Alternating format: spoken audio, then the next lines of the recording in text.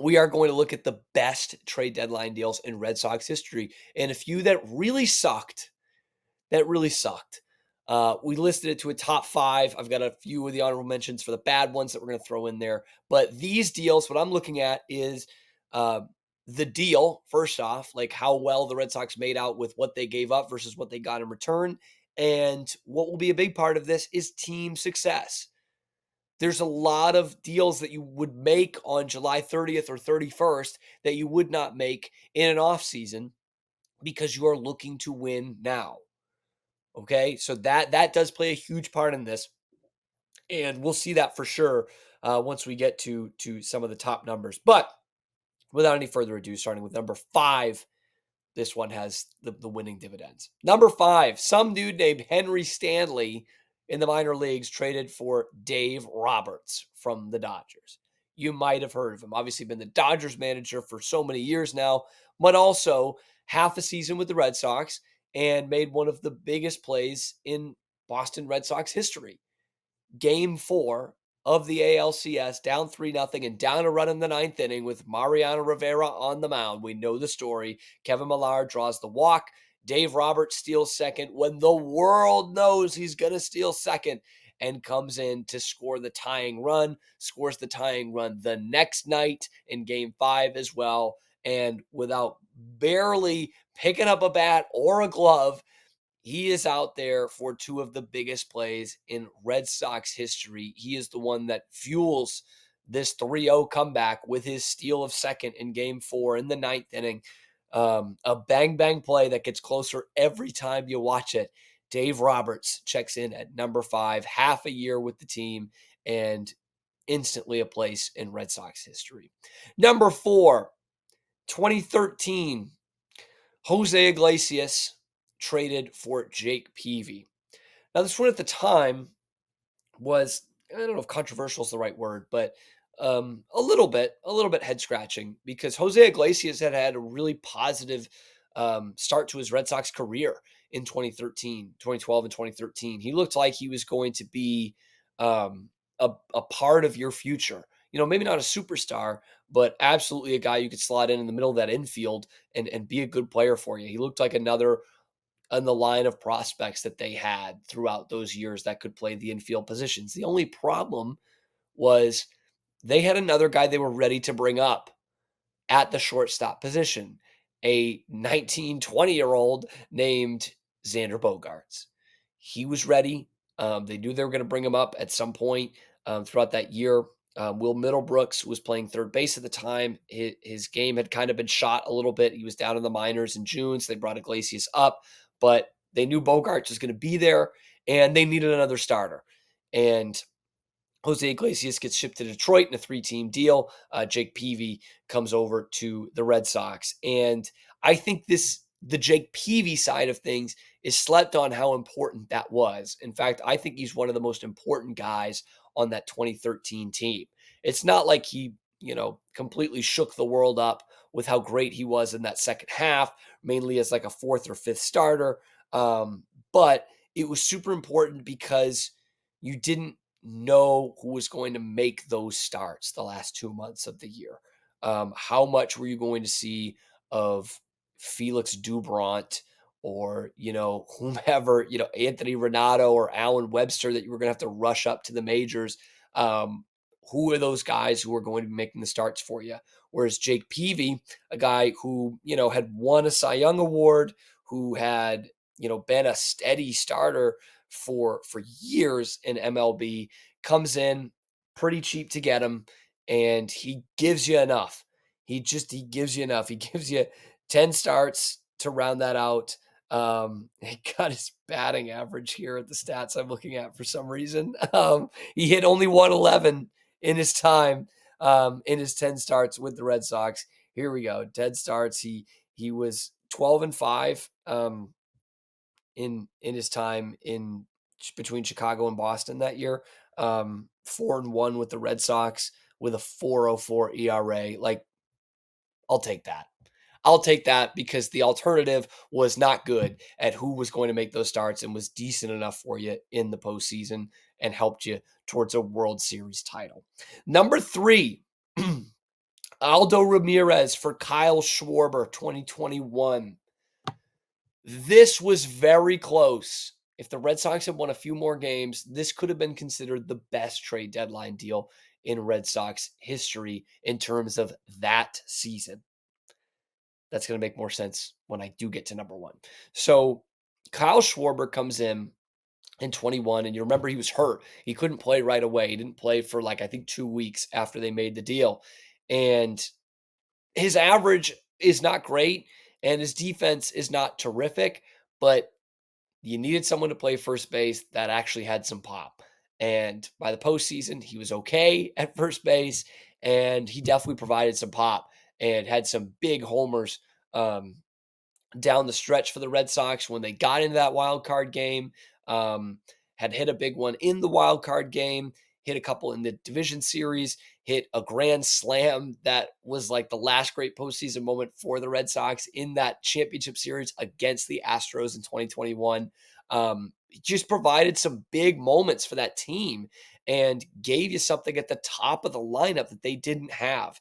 And if the Red Sox had gone on to win that series against Houston and go to the World Series, he might have been considered the best rental that you'd ever gotten at the trade deadline. I'll put it that way. If they had made it to the World Series, it would have been the most improbable World Series trip that they had ever had. And that would have been the reason why is Kyle Schwarber.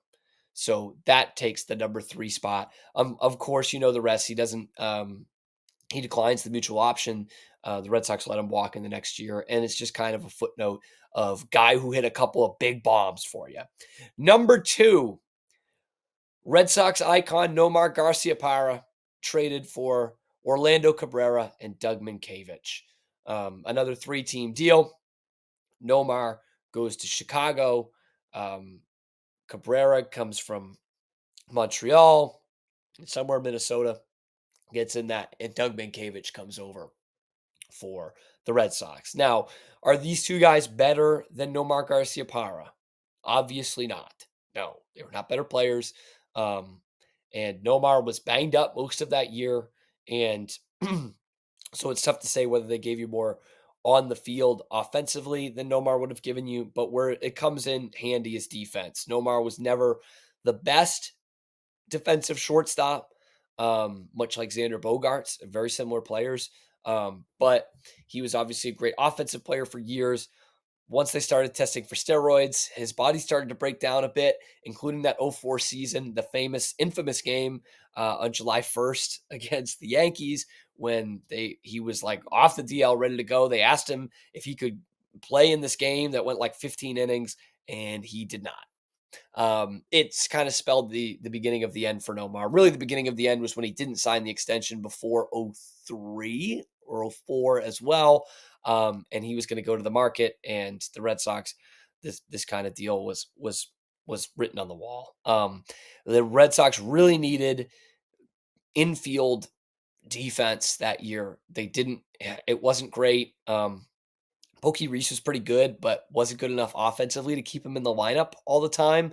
And Nomar didn't have the defensive prowess. So what you got was a Gold Glover in Orlando Cabrera at shortstop, one of the best defensive shortstops in the game at the time, and Doug Minkiewicz, who was big time infield defense, especially late in games for Kevin Millar to go out there and look. If you don't have Doug Minkiewicz, you're putting Dave McCarty out there, the late Dave McCarty, and it becomes a lot different in terms of how you can manage the game. And what I mean by that is because you had Doug Minkiewicz, it was very easy to pinch run Dave Roberts for Kevin Millar in Game 4 of the ALCS, and you can put a good defensive first baseman out there like Doug Minkiewicz afterwards, who also held on to the World Series baseball little too long for the final out. But Cabrera was fine for you. Minkiewicz did a job for you.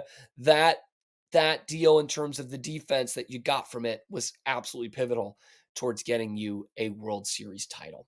And number 1, which was not a rental, it was not necessarily like terrific for that year, but is too good to leave off here. I will get to in a minute, because I do want to talk about the ones that suck, kind of the honorable mentions for the suck ones. 2 in 2014, John Lester for Yoenis Cespedes. The Red Sox were selling that year, but you were like, if you're going to keep one of these guys, it probably should be John Lester.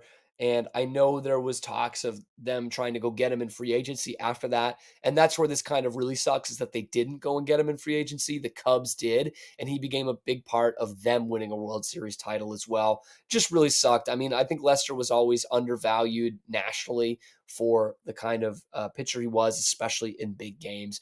And I mean, Yoenis Cespedes, that was a rental basically. Um, John Lackey that same day for Joe Kelly and Alan Craig.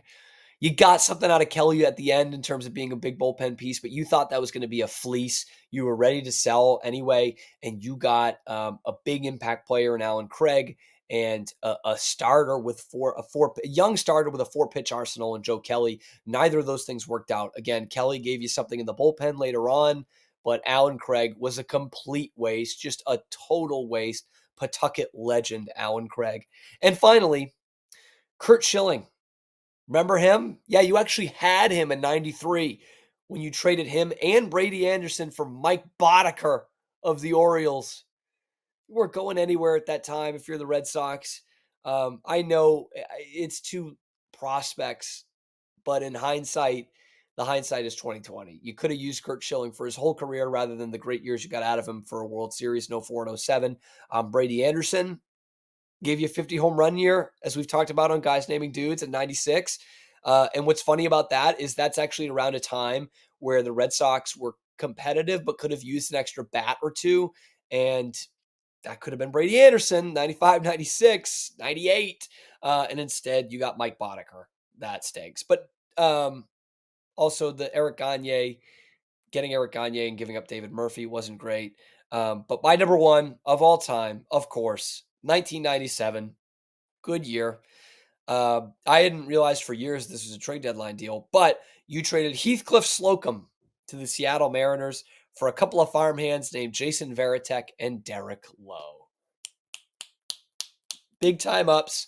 Seattle, Heathcliff Slocum did nothing for them. And what you got was two foundational pieces for the 2004 World Series team. Obviously, Varitek on the 07 World Series team as well. Captain of that team and real steady mainstay, team Hall of Famer, Derek Lowe, only guy in baseball history to be the winning pitcher in the decisive games of all 3 playoff rounds. I mean, how great was that? By the way, Derek Lowe was an all-star starter in 02, threw a no-hitter in there. Jason Varitek caught 4 no-hitters, again in the Team Hall of Fame. A direct result of that towards a 2004 World Series championship. So it happened in the future, 7 years after the trade, but it was too good to not have that on there. So anyway, that is that. The top 5 Red Sox trade deadline deals of all time, and a few that sucked. We're going to see the best yo-yoer of all time. We're going to find out which states are hater states, which are lover states, and the worst things about the freaking airport. The answer might just surprise you. That's all coming up here on The Cam Show, brought to you by Rogue Media Sports Network. We are Rogue Media Sports.